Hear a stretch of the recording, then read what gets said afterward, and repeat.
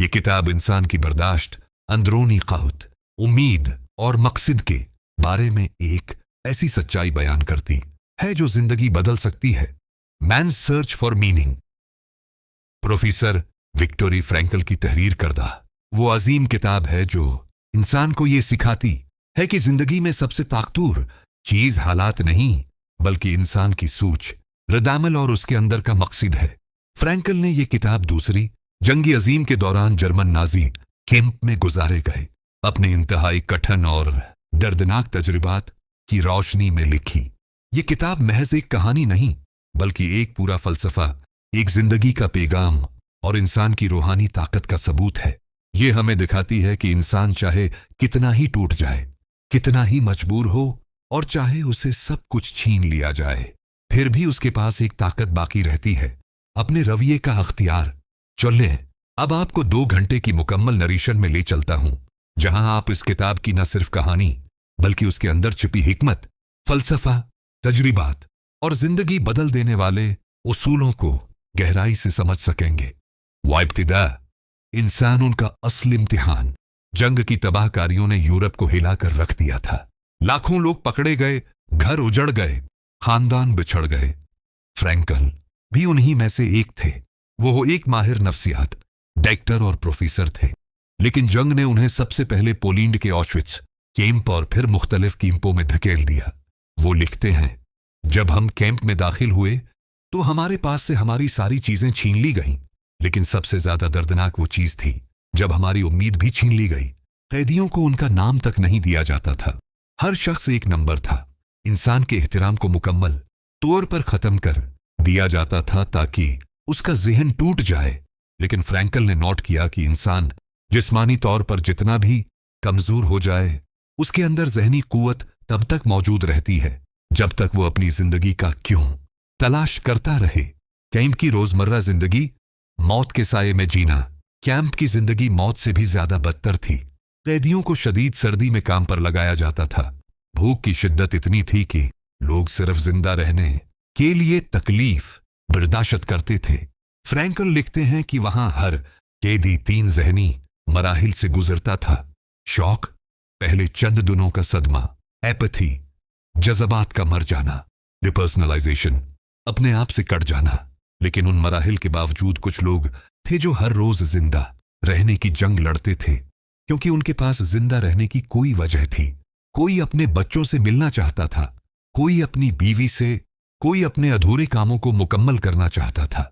Frankel ने देखा कि जिस शख्स के पास जिंदा रहने की कोई वजह होती है वो हर किस्म का क्या बर्दाश्त कर लेता है।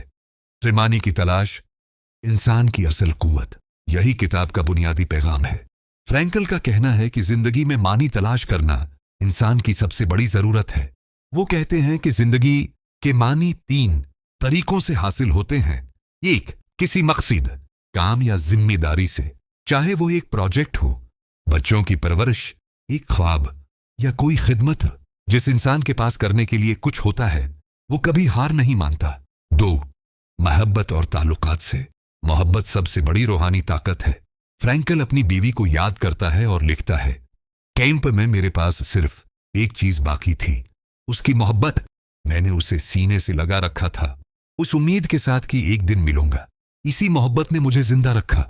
3, मसाइब में मानी तलाश करने से, यह किताब का सबसे मुश्किल मगर सबसे ताकतवर हिस्सा है। अगर आप मसाइब को बर्दाश्त करें, इसे कबूल करें और उसमें मानी तलाश करें तो आप मजबूत बन जाते हैं।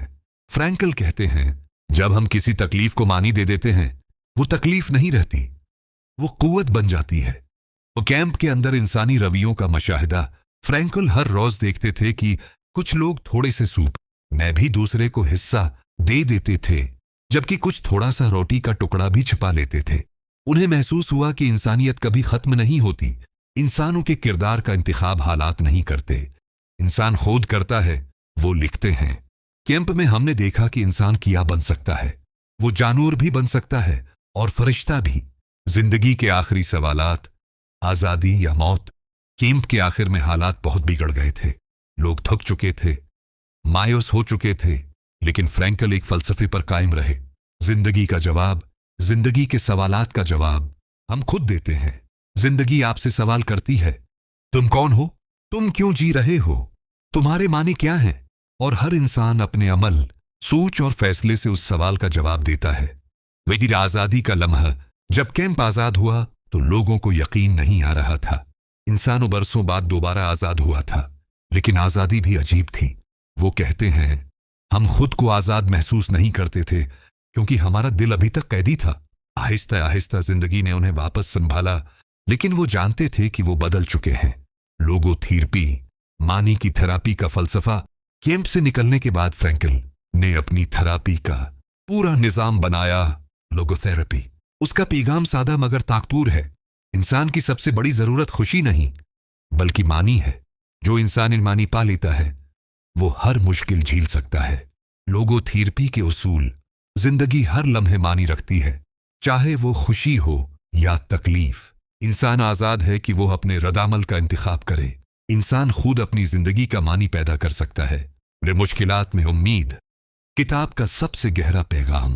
फ्रैंकल ने कैंप में सबसे बड़ा सबक यह सीखा, इंसान से आप सब कुछ छीन सकते हैं, लेकिन एक चीज नहीं, यह कि वो अपने हालात के बारे में कौन सा रवैया अपनाता है।